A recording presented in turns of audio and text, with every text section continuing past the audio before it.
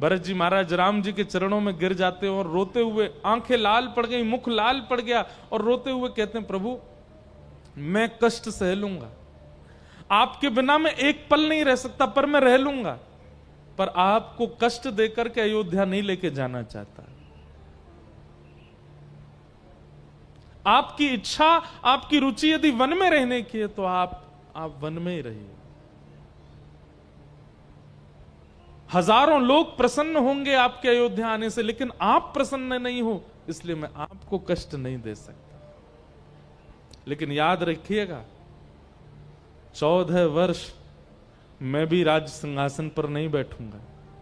मेरे भैया एक परन कुटी में रहते हैं तो मैं भी घर के अंदर नहीं रहूंगा। मेरे भैया जमीन पर सोते हैं तो मैं भी जमीन पर नहीं सोऊंगा, मैं किसी पलंग पर नहीं सोऊंगा। मेरे भैया ब्रह्मचर्य का पालन कर रहे हैं तो मैं भी एक ब्रह्मचर्यत्व का पालन करते हुए निर्वहन करूंगा। सब लोग इधर देखो, बहुत ध्यान से सुनो।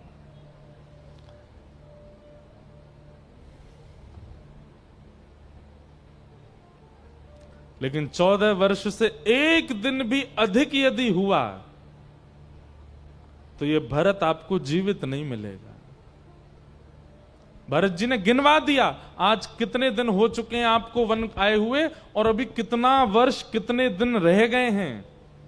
बोले मैं एक एक क्षण गिनूंगा, और 14वें वर्ष के अंतिम क्षण में भी आप यदि नहीं आए, अंतिम क्षण के भले अगले क्षण आए, तो भी मैं जीवित नहीं मिलूंगा, मैं प्राण त्याग दूंगा। ये भरत जी का प्रेम है।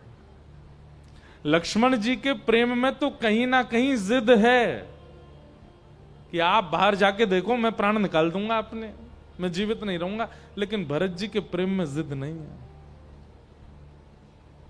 भरत जी के प्रेम में हट नहीं है। इसलिए भरत जी का प्रेम लक्ष्मण जी से भी विशेष है। राम जी से विशेष लक्ष्मण, लक्ष्मण से विशेष भरत, और भरत जी से भी विशेष हैं रामायण के एकदम गोपनीय पात्र जिनका नाम है शत्रुघ्न जी महाराज। क्यों? शत्रुघ्न जी हमेशा पर्दे के पीछे ही रहे, उनकी चर्चा मंचों पर हुई नहीं है ज्यादा।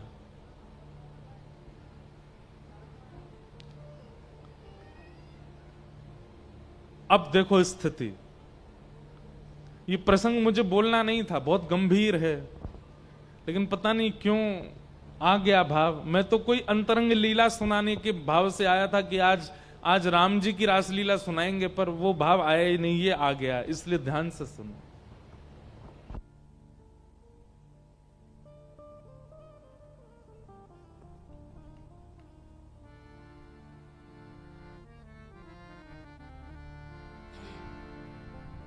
श्री राम जय जय राम, श्री राम जय राम जय राम, श्री राम जय राम जय जय राम, श्री राम जय राम जय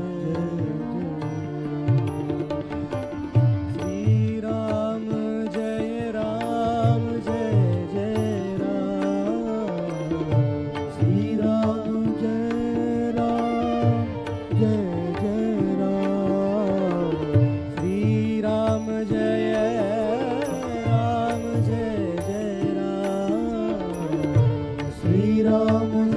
जय जय राम, श्री राम जय राम जय जय राम,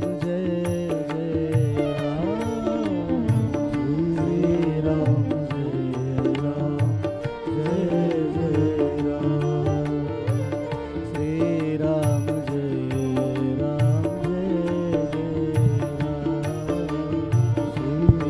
राम,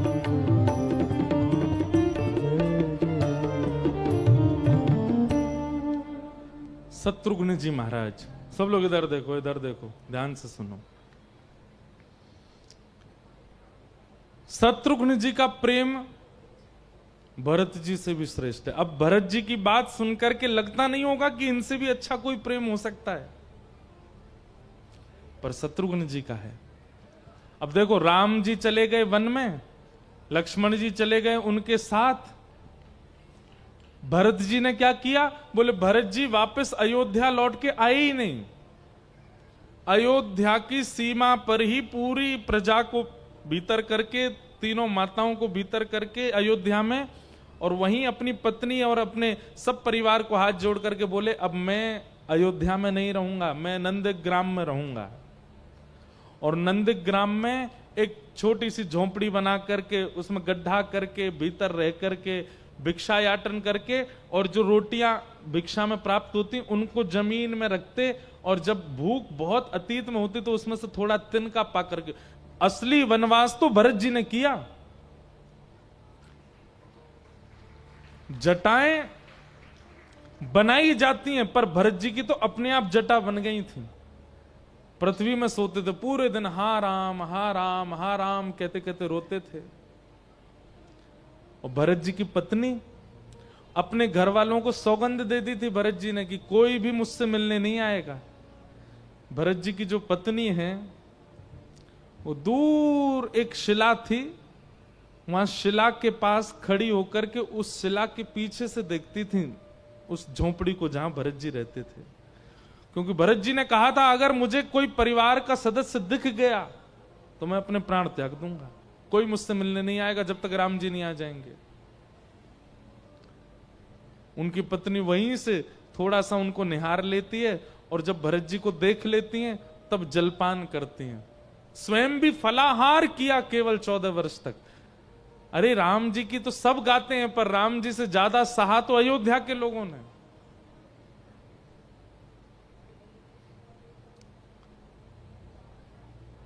शत्रुघ्न जी महाराज का प्रेम विशेष क्यों है, अति विशेष क्यों है? बड़े भैया चले गए वन में, लक्ष्मण जी चले गए वन में, भरत जी चले गए नंदग्राम में, और पूरी अयोध्या की जिम्मेवारी अब शत्रुघ्न के ऊपर है। शत्रुघ्न जी को भरत जी कह करके गए हैं, शत्रुघ्न 14 वर्ष बाद भैया राम जब लौट करके आएंगे ना, तो जैसी अयोध्या अभी है इससे भी सुंदर अयोध्या भैया को सौंपनी है, ये तेरा कर्तव्य है। शत्रुघ्न जी लौट करके आए अयोध्या में। कहते हैं 14 वर्ष तक ना तो किसी ने प्राण त्यागे दशरथ जी के अलावा, और ना किसी ने जन्म लिया। बालकों के जन्म भी नहीं हुए 14 वर्षों के भीतर, जब तक राम जी आ नहीं गए। ऐसा शोक व्याप्त था पूरी अयोध्या में, सब लोग केवल रोते रहते हैं। किसी के घर में भोजन नहीं बनता, और भोजन भी बनता है तो छौंक नहीं लगता, केवल दाल उबाल करके और ऐसे ही पा लेते हैं। बच्चे रोते रहते हैं, बाहर बैठ करके उनको दूध पिला करके मिठाई खिला करके पेट भर देते हैं। ऐसी स्थिति होने लगी। व्यापारी व्यापार नहीं करते, किसान खेती नहीं करते, कर्मचारी अपने कार्य नहीं करते। रोड साफ करने वाले, पूरे अयोध्या नगरी में साफ सफाई करने वाले कर्मचारी जन भी बैठे रहते हैं, कोई सफाई नहीं करता। कोई जाके पूछता अरे भाई तुम मार्गों की सफाई क्यों नहीं करते? तो कहते हैं जिस मार्ग से राम जी को निकलना नहीं है उसको साफ करके क्या फायदा। ऐसी स्थिति, और ऐसी स्थिति में पूरी अयोध्या शत्रुघ्न जी के ऊपर है। शत्रुघ्न जी जाते हैं और कर्मचारियों से जाके बोलते हैं इतने दिन हो गए तुम लोग मार्ग साफ क्यों नहीं करते? राम जी को निकलना नहीं तो साफ क्यों करें? शत्रुघ्न जी कहते हैं अच्छा, बहुत अच्छी बात है, बहुत बढ़िया है, ये झाड़ू आदि सब फेंक दो। 14 वर्ष में पूरी अयोध्या में धूल मिट्टी हो जाए, कचड़ा हो जाए, इतनी मैली अयोध्या हो जाए कि राम जी जब लौट करके आवे तो अपनी नगरी को पहचान ही नहीं पाए। तुम यही तो चाहते हो। एक तो 14 वर्ष इतना कष्ट पा रहे हैं वन में, और 14 वर्ष बाद जब लौट करके आवे तो अपनी अयोध्या को देख करके और पीड़ित हो जाएं। यही तो तुम चाहते हो। अरे 14 वर्ष की बात है। तुमको तो यह सोचना चाहिए कि प्रतिदिन हम अयोध्या को इतना चमकाएं, इतना इतना सुंदर बना दें कि जैसे ही राघवेंद्र सरकार 14 वर्ष बाद लौट करके आए, दूर से ही देख करके अपने परिकर से कहें, अरे भैया ये ऐसी सुंदर स्वर्ण जैसी जो चमक रही है सामने नगरी, है कौन सी नगरी है? और कोई उनके कान में कह दे ये अयोध्या नगरी है। ये सुन करके 14 वर्ष का अपने सारे वनवास का कष्ट राम जी भूल जाएं। ऐसा विचार करके तुमको पूरी अयोध्या को साफ करना चाहिए। भरत जी, शत्रुघ्न जी का काम क्या है? सबके हृदय का उत्साहवर्धन करते हैं।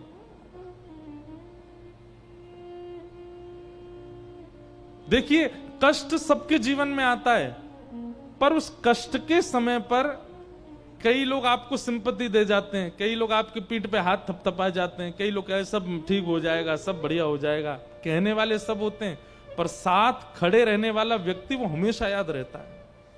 मेरे जीवन में ऐसी स्थिति आई थी, पर ये हमारे साथ खड़ा था। भाई इसने मुझे करोड़ों रुपया दिया, इसने मुझे गाड़ी दी, इसने मुझे ये दिया, पर मेरी कष्ट के समय पर ये मेरे साथ खड़ा था। वो काम शत्रुघ्न जी करते हैं। अयोध्या के घर घर में जाते हैं और घर घर में जाकर के हंसी करते हैं, मजाक करते हैं, वहां के लोगों को आनंद कराते हैं ताकि कोई दुखी ना हो, कोई व्याकुल ना हो।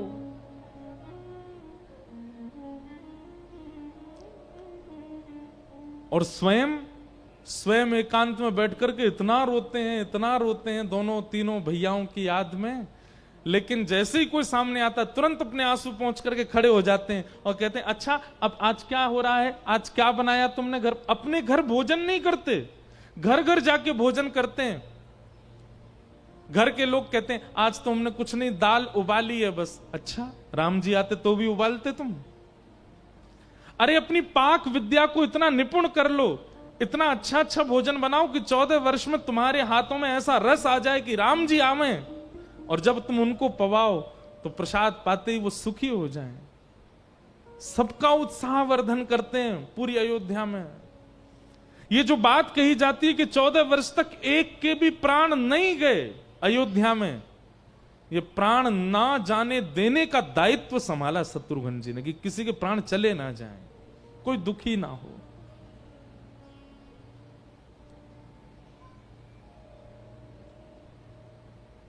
अपने घर आते हैं, तीनों माताएं अपने अपने कक्ष में हैं, ना कुछ खाती हैं, ना कुछ पीती हैं, ना कुछ बोलती हैं। शत्रुघ्न जी महाराज आते हैं और आकर के जब घर की स्थिति देखते हैं, सब रो रहे हैं। शत्रुघ्न जी बीच आंगन में बैठ जाते हैं और जोर जोर से कहने लगते हैं, अरे भैया सबको तो राम ही प्यारे हैं, सबको तो भरत ही प्यारे हैं, सबको तो लक्ष्मण ही प्यारे हैं, इस बेचारे छोटे शत्रुघ्न का तो कोई ध्यान ही नहीं रखता। इतने में कौशल्या जी निकल करके आती हैं, और कौशल्या जी जैसे ही आती हैं तो जैसे राम जी कौशल्या से मिलते हैं, शत्रुघ्न जी बिल्कुल वैसे ही बन जाते हैं राम जी की तरह। चरण जाकर के बिल्कुल वैसे ही स्पर्श करेंगे, अंक में मैया को बिल्कुल वैसे ही भर लेंगे और कहेंगे, मैया मैं तो सोया भी नहीं इतने दिन से, मेरा मन है आप बैठ जाओ, मैं आपकी गोद में सर रख के सो जाऊं। कौशल्या जी का हृदय भराता है, जैसे मानो राम बोल रहा हो। तुरंत कौशल्या जी बैठ जाती हैं, आना बेटा आ तो सो जा। और तुरंत जैसे राम जी सोते हैं बिल्कुल वैसे ही मैया की गोद में सर रख देते हैं, उंगली पकड़ लेते हैं और कहते हैं, मां वो जो लोरी भैया को आप सुनाती हैं मुझे भी सुनाओ ना।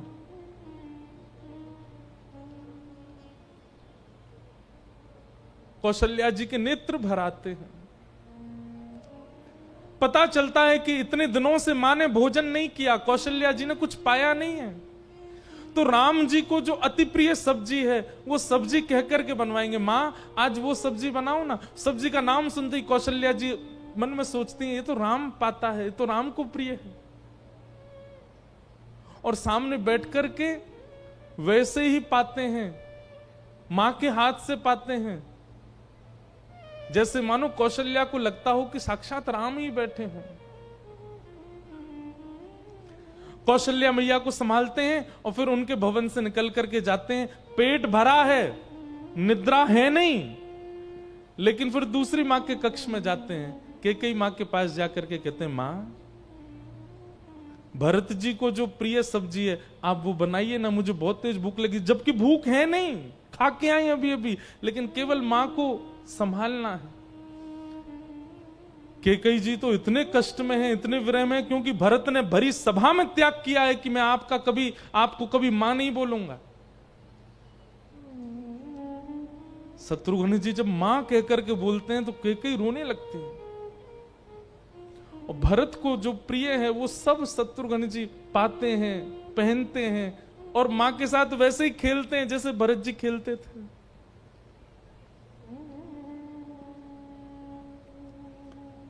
सबको संभालते हैं और सबको संभालने के बाद जब अपने कक्ष में जाते हैं, कक्ष में जाकर के गिर पड़ते हैं, रोने लगते हैं, अपने बाल खींचते हैं, चीखते हैं, मैं कैसे अपने आप को संभालूं? सबको तो मैं संभाल रहा हूं, पर मेरी पीड़ा वो कैसे व्यक्त करूं?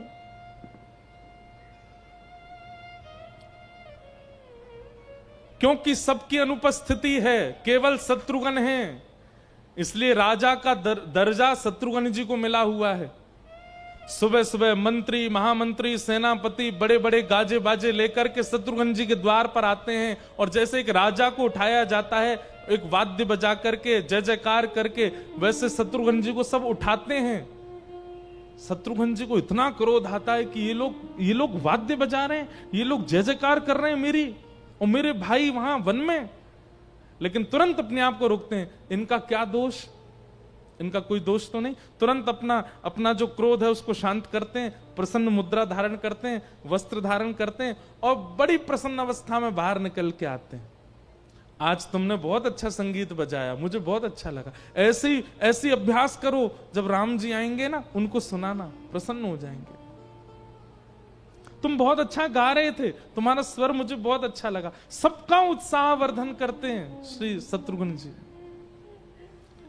एक प्रसंग तो ऐसा है, शत्रुघ्न जी को खबर मिली कि गौशाला में बछड़े बछिया गाय का दूध नहीं पीते और गाय भी चारा नहीं खाती।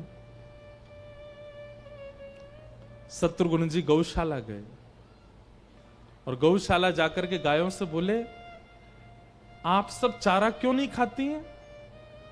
और चारा ना खाने की वजह से आपका दूध नहीं बनता, इन बालकों का पेट नहीं भरता, आप ऐसा क्यों कर रही हैं?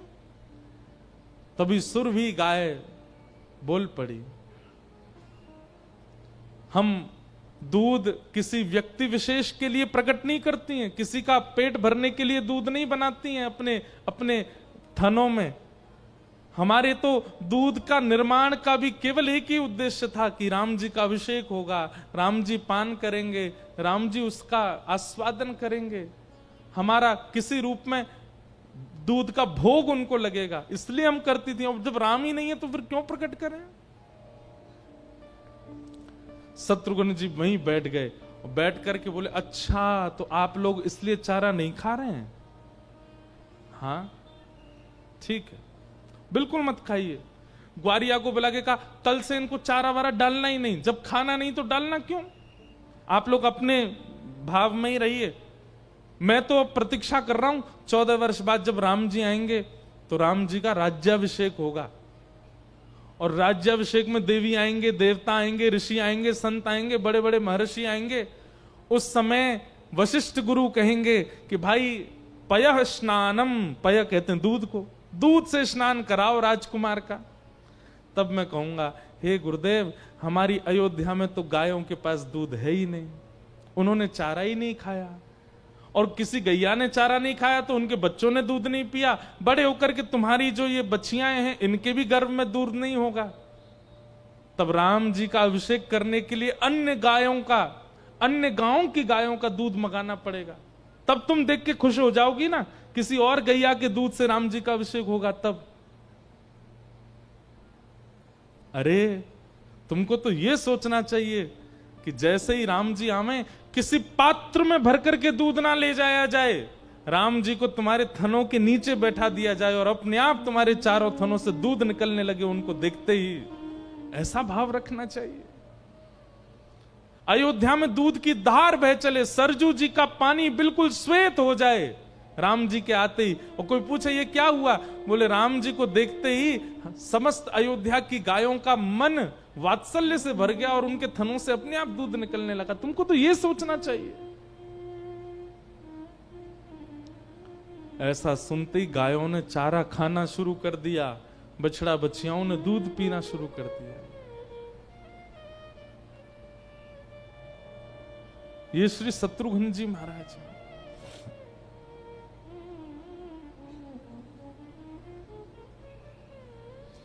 14 वर्ष बाद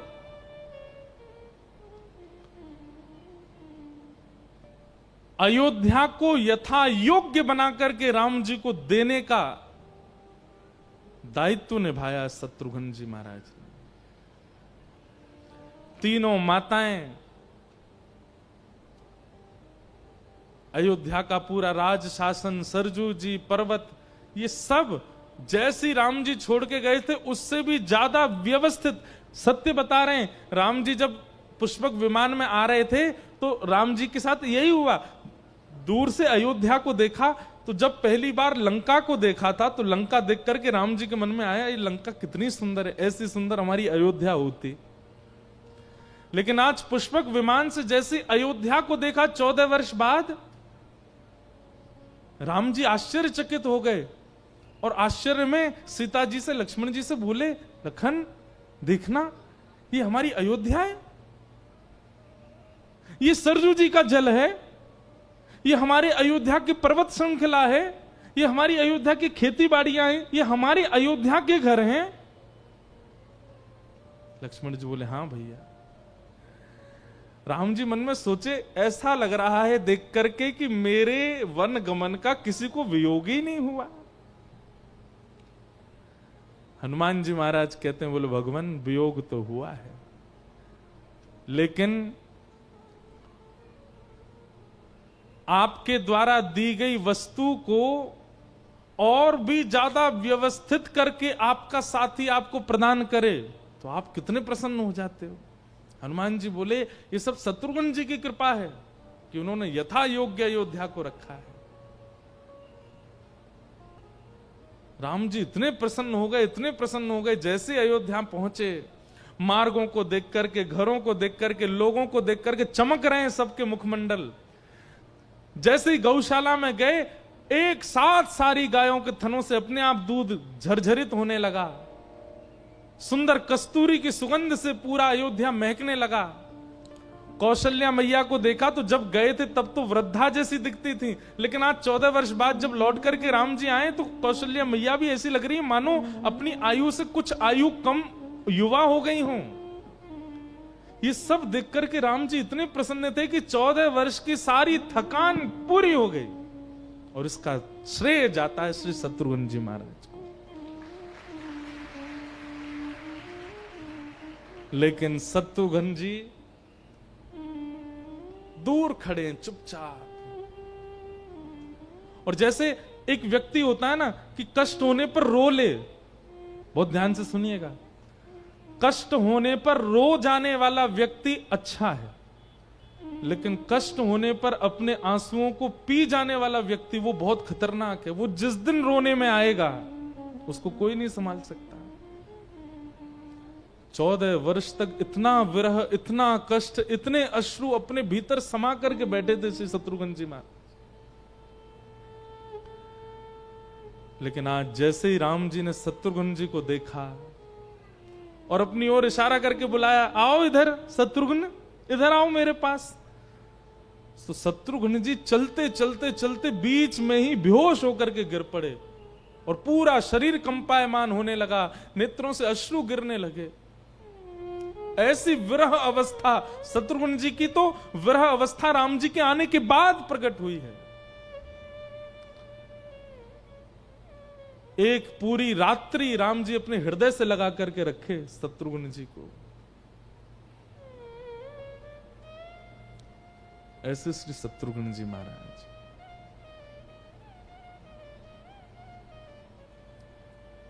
अद्भुत है राम कथा। और पता है आपको, इसके बाद आप सोच रहे होंगे शायद शत्रुघ्न जी का विरह पूरा हो गया होगा। नहीं, इसके बाद और विरह मिला उनको। क्यों? जैसे ही राज्याभिषेक हुआ, राम जी अभिषिक्त होकर के मंच पर विराजमान हो गए,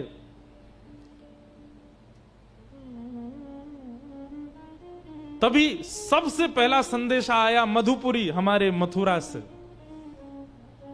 और संदेश आया कि भगवान, एक मधु नाम का दैत्य है, उसने यमुना के समीप इस नगरी को बहुत बुरी तरह से क्षतिग्रस्त कर रखा है। आपसे प्रार्थना करना चाहते हैं कि आप समस्त सेना के साथ आइए और आकर के इस नगरी को सुव्यवस्थित कीजिए। और संकेत में लिखा था, ये वही नगरी है जहां द्वापर में आप जन्म लेने वाले हैं। राम जी ने तुरंत आज्ञा की, सेना तैयार करो, हमको मधुपुरी की सुरक्षा के लिए निकलना है। तो सब अयोध्या के लोग आड़े खड़े हो गए, बोले अभी तो आप आए हैं, अभी तो आप एक ही दिन हुआ आपको राज्य गद्दी पर बैठे, अब कहीं नहीं जाएंगे आप, कोई युद्ध नहीं होगा। राम जी बोले जाना तो पड़ेगा, ये सेवा तो मुझे करनी है। भरत जी महाराज बोले भैया आप विराजिए, मैं चला जाता हूं। कौशल्या मैया बोली बिल्कुल नहीं जाओगे भरत तुम, राम ने वनवास किया है, तुम्हारा कम वनवास है। तुम्हारी पत्नी वो पूरा जीवन तुमको केवल एक पर्वत श्रृंखला के पीछे से देखती रही है, क्या उसका जीवन नहीं है? इसीलिए ब्याह करके लाए थे तुम नहीं जाओगे यहां से। लक्ष्मण जी बोले मुझे आज्ञा दे दो। कौशल्या मैया बोली नहीं, 14 वर्ष तुम भी तो रह करके आए हो, तुम भी नहीं जाओगे। अंत में बचे शत्रुघ्न जी महाराज। अभी रज रज करके अपने भैया को देख भी नहीं पाए हैं ढंग से। और तभी राम जी ने दृष्टि उठाकर, शत्रुघ्न क्या तुम ये सेवा स्वीकार करोगे? अब शत्रुघ्न जी कहना चाहते हैं कि मुझे मेरी पीड़ा भी तो समझिए, क्योंकि मैं अयोध्या में रहा हूं, क्योंकि मैं महलों में रहा हूं, इसका मतलब ये थोड़ी है कि मेरे अंदर पीड़ा नहीं है, मैं पीड़ित नहीं हूं।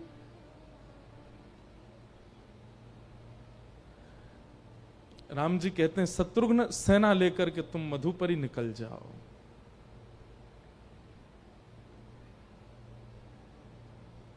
और उसी क्षण एक दिन का केवल राम जी का उन्होंने सिंहासन पर दर्शन किया है और प्रणाम करके उसी समय सेना लेकर के कोसों दूर अयोध्या से मधुपुरी चले गए और वहां जाकर के राक्षस का वध किया, पूरी नगरी को सुव्यवस्थित किया।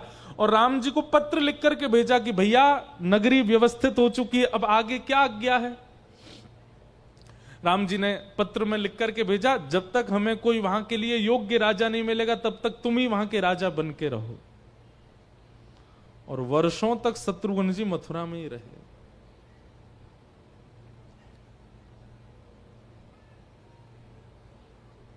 राम जी को सबने गाया, भरत जी को सबने गाया, लक्ष्मण जी को सबने गाया, पर शत्रुघ्न की पीड़ा किसी ने नहीं समझी।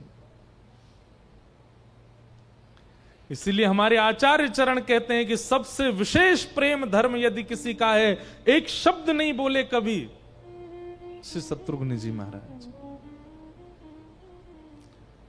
हमारे यहां कहते हैं पूरे भारत में रामलीला अगर सबसे सुंदर कहीं होती है तो वो मथुरा की होती है। क्यों? वो तो कृष्ण की नगरी है। वह रामलीला इतनी अच्छी क्यों होती है? आप कभी रामलीला का दर्शन करना, मथुरा की रामलीला अद्भुत ही होती है। वहां कृष्ण लीला, रासलीला होती है, रासलीला के मंचन होते हैं, पर रामलीला अद्भुत ही होती है मथुरा की।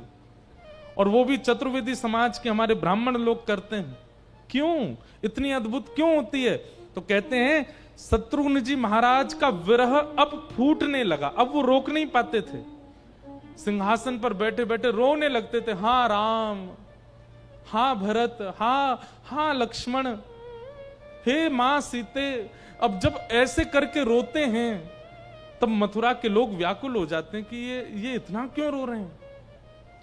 तब मथुरा के लोगों ने विचार किया कि इनको अपने परिवार की बहुत याद आती है, क्यों ना हम एक काम करें, हम में से कोई राम जी का रूप, हम में से कोई लक्ष्मण, हम में से कोई भरत, हम में से कोई सीता जी बनकर के इनके सामने नाट्य किया करें, इनके सामने लीला दिखाया करें, ताकि इनका मन प्रसन्न हो।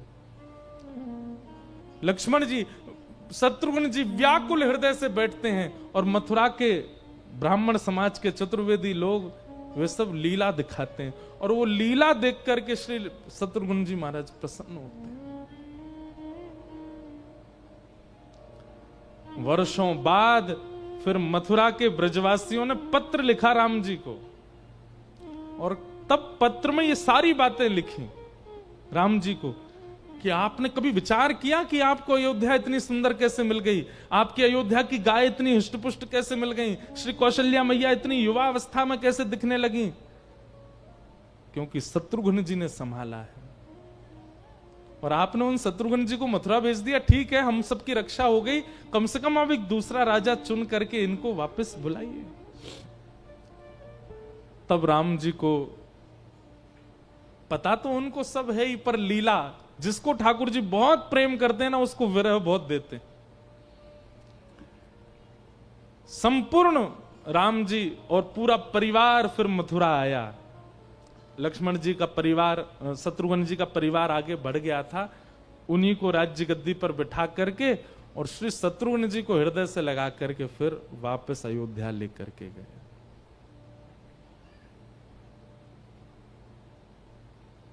यह है राम कथा। शत्रुघ्न जी को, उनके प्रेम को अत्यंत विशेष कहा गया।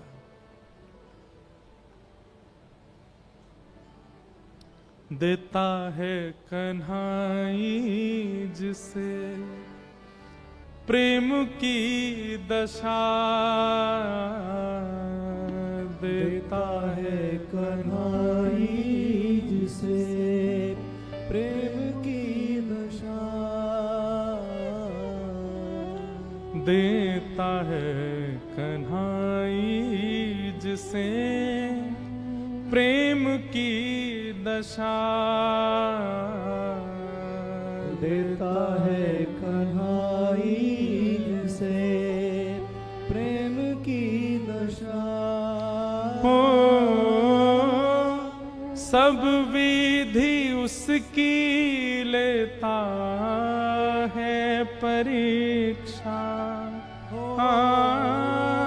सब विधि उसकी लेता है परीक्षा। कैसे? एक बात कहूं बंधुओं, भक्ति भी यदि बहुत आसानी से मिल गई ना आपको, तो समझिएगा आपने कहीं गड़बड़ी तो की है, कहीं चूक तो की है। अगर आपका प्रेमी, प्रेमास्पद प्रियतम यदि बहुत सरलता से आपको मिल गया, कोई आपको परिश्रम विशेष करना नहीं पड़ा, मैं क्षमा प्रार्थी होकर के कहूं, वो प्रेम लंबे समय तक टिक नहीं पाएगा। क्यों? क्योंकि आप प्रेम के अभाव का भय देखा ही नहीं है आपने। प्रेम के बिछुड़ जाने का भय आपको पता नहीं है, इसलिए आप बहुत लंबे समय तक प्रेम नहीं कर पाएंगे। प्रेम में तो परीक्षा हो, तब प्रेम की गरिमा, प्रेम की महिमा और प्रेम की स्थिति पता चलती है, प्रेम की वैल्यू पता चलती है।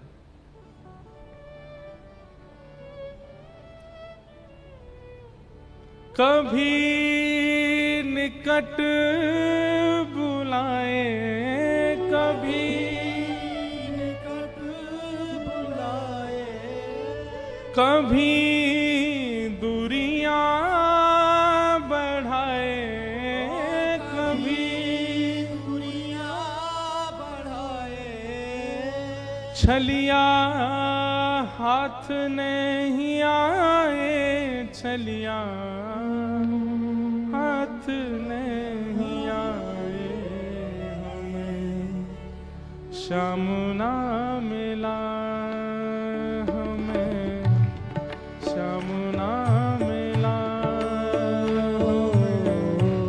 श्याम ना मिला, हमें श्याम ना मिला। हे सुने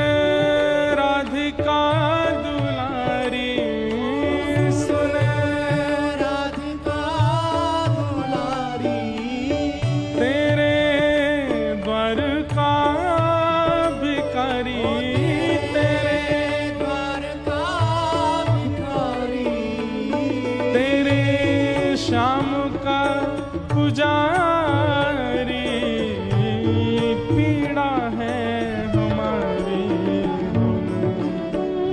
श्याम ना मिला हमें, श्याम ना मिला हमें, श्याम ना मिला हमें, श्याम ना अच्छा, एक बात अभी अभी मन में आई। वहां द्वापर में कृष्ण लीला में ठाकुर जी वृंदावन छोड़ करके गए, पर गोपियां नहीं गईं। गोपियां कहाँ रहीं? किशोरी जी के सन्निधि में रहीं, हमारी लाडली जी के पास रहीं। आगे लीला आती है कि दुर्वासा जी ने रुक्मणी जी को श्राप दे दिया कि तुमको कृष्ण से 12 वर्ष के लिए वियोग सहना पड़ेगा। उस समय रुक्मणी जी की रक्षा के लिए, रुक्मणी जी के भाव की रक्षा के लिए किशोरी जी द्वारिका में प्रकट हो गईं और रुक्मणी जी के पास रहीं। जब जब कृष्ण वियोग जिसको मिला है उसको किशोरी जी मिली। और आज एक बात ये प्रमाणित हो गई, जब शत्रुघ्न जी को भी अति विरह दिया गया तो उनको भी ब्रज ही भेजा गया, उनको भी मथुरा भेजा गया। प्रेम विरहियों की एकमात्र रक्षिका हैं हमारी किशोरी जी, हमारी लाडली जी। यदि प्रेम है चित्त में तो गाइए, भुजा उठा करके पुकारो, हे सुन राधिका दुलारी,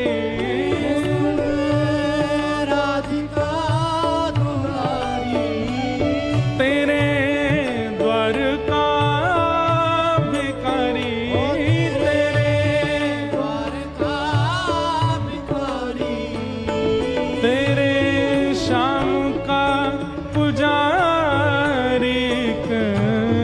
पीड़ा है हमारी, श्याम ना मिला हमें, श्याम ना मिला हमें, श्याम ना मिला हमें, श्याम ना मिला। हम सोचते थे कान्हा कहीं कुंजन में होगा,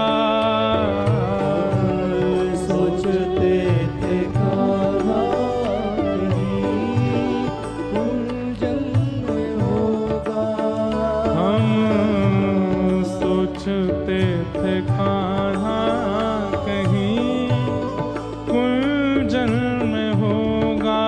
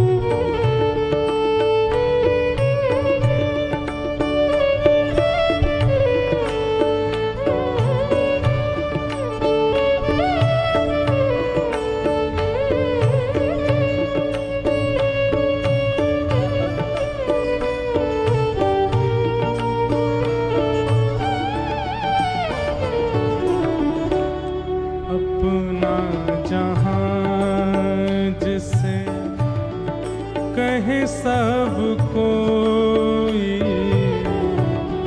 अपना जहान से कहे सब कोई, अपना जहां जिसे कहे सब कोई, अपना जहान से कहे सब कोई, उसके लिए मैं कभी दिन रात रोई, उसके लिए ही मैं दिन रात रोई, नेह दुनिया से तोड़ा, नेह दुनिया से तोड़ा, नाता सबरे से जोड़ा, नाता सबरे से जोड़ा, उसने ऐसा मुख मोड़ा, हमें कहीं का न छोड़ा, हमें श्याम ना मिला, हमें श्याम ना मिला, हमें श्याम ना मिला, श्याम ना मिला, हे सुने राधिका दुलारी,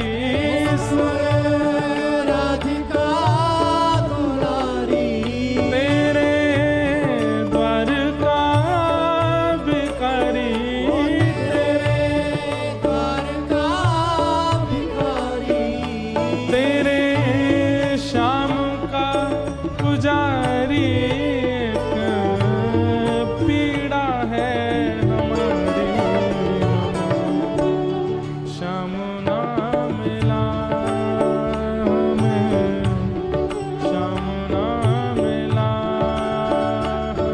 हमें श्याम ना मिला, हमें श्याम ना मिला, हमें श्याम ना मिला, हमें श्याम ना मिला, हमें श्याम ना मिला, हमें श्याम ना मिला, हमें श्याम ना मिला, हमें श्याम ना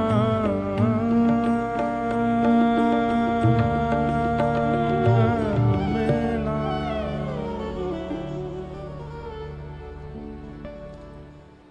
स्वभाव है ठाकुर जी का, अति प्रेम जिससे करते हैं उसको बहुत विरह देते हैं, और चारों भाइयों में वह प्रेम भरत के लिए तो सबको दिखा, लक्ष्मण के लिए तो सबको दिखा, परंतु अंतरंग भाव तो यह है कि प्रेम पूरा दिया गया है शत्रुघ्न को।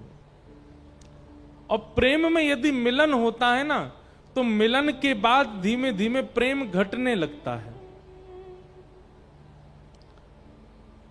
विरह जितना ज्यादा है, दूरी जितनी ज्यादा, व्याकुलता जितनी ज्यादा, प्रेम उतना पवित्र, उतना स्वच्छ है। छोटे भाई होते हुए भी शत्रुघ्न जी को वह स्वच्छ प्रेम प्राप्त हुआ है।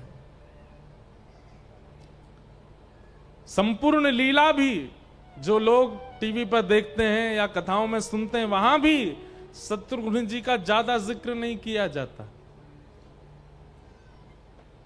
क्योंकि ऐसा विशेष प्रकाश कहीं किया नहीं है, वो विरह में ही रहे हैं। आज रामनवमी के अवसर पर हम राम जी को प्रणाम करें, उनसे विशेष लक्ष्मण जी को प्रणाम करें, लक्ष्मण जी से विशेष भरत जी को प्रणाम करें, और सबसे विशेष से शत्रुघ्न जी को प्रणाम करें। क्योंकि शत्रुघ्न जी की ही कृपा है जो अयोध्या ऐसी हस्ती खेलती श्री हमारे राघवेंद्र सरकार को प्राप्त हुई है। बोलो राजा रामचंद्र भगवान की जय। हम सोच के तो आए थे कि राम जी की सखियों की चर्चा बताएंगे, चारुशिला जी, चंपकलता जी आदि आदि, उन सब के भाव कहेंगे, पर मन में भाव यहीं से आ गया। जैसे हमारे ब्रज में गोपियां हैं, सखियां हैं, ऐसे ही प्रभु श्री राम की लीला में भी सखियां हैं। ये सखित्व का ज्यादा भीड़ में और बड़े मंचों पर प्रचार करने से हो सकता है कि लोगों के मन में कोई और भाव आ जाए, पर नहीं। उन्हीं राम जी को परमेश्वर मान करके, परमात्मा मान करके, मर्यादा पुरुषोत्तम मान करके भरत जी भरत रूप में सेवा कर रहे हैं।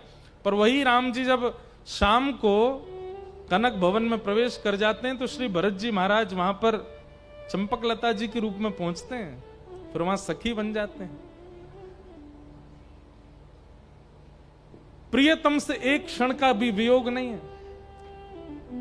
एक दिन हनुमान जी ने देखा, बोले ये भरत जी महाराज रात्रि में कहां जाते हैं। देखा ये तो अंतरंग सखी हैं, चंपकलता जी के रूप में भीतर सेवा में विराजते हैं। हनुमान जी को इतना वियोग हुआ, बोले कि मैं क्यों नहीं बन सकता सखी। एक दिन इन्होंने सीता जी से प्रार्थना करी, बोले दिन भर तो हमको बहुत अच्छा लगता है, राम जी दिखते रहते हैं, पर ये जैसी शाम होती है मुझे व्याकुलता होती है। क्यों? बोले कनक भवन में चले जाते हैं, कनक भवन में हमको सखियां आने नहीं देती हैं,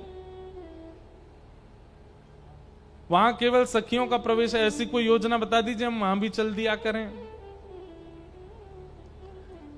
सीता जी बोली, भाई देखो कहीं कहीं तो प्राइवेसी होती है, कहीं कहीं तो अनवसर सबका प्रवेश नहीं होना चाहिए।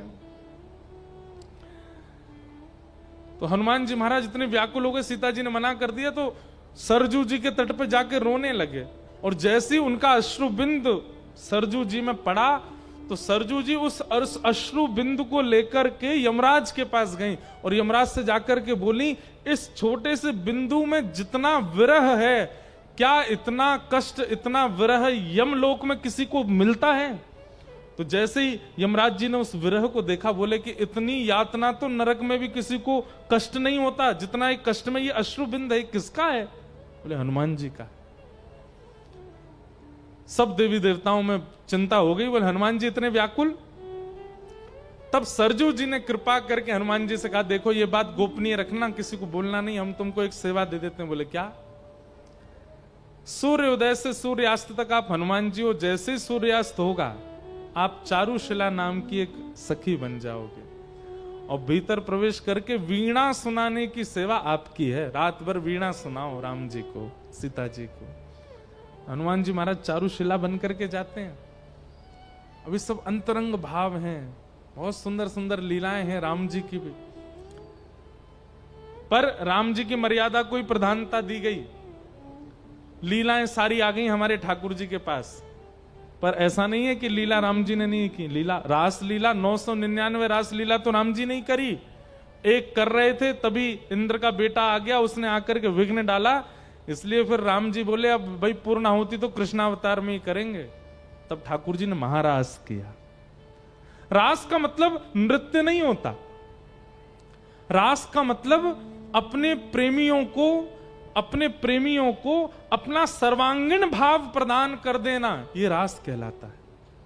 जैसे अभी क्या है, वे ठाकुर जी हैं, हम जीवात्मा हैं, हम उनको छू नहीं सकते, हम उनके पास जा नहीं सकते, हम उनसे मिल नहीं सकते, ये दूरी है बीच में। लेकिन जिस दिन रास होगा उस दिन क्या होगा, ठाकुर जी सामने आकर के बैठ जाएंगे और बैठ करके कहेंगे, तू अपने हाथन से मोह पवा, तू अपनी गोद में मोह सुवा, तू अपने संग मोह डुला। जनाबाई के साथ रास हुआ, नामदेव जी के साथ रास हुआ, मीराबाई के साथ रास हुआ। हम लोगों के साथ रास नहीं होता, हमारे साथ रस होता है बस। हमारी और ठाकुर जी के बीच में एक दूरी बनी रहती है। और ये कथा, ये भक्ति मार्ग, ये संत जनों के प्रवचन, ये तिलक, ये कंठी माला, ये क्यों है? ताकि हमारा रस एक दिन रास में परिवर्तित हो, हमें भी वो सुख मिले।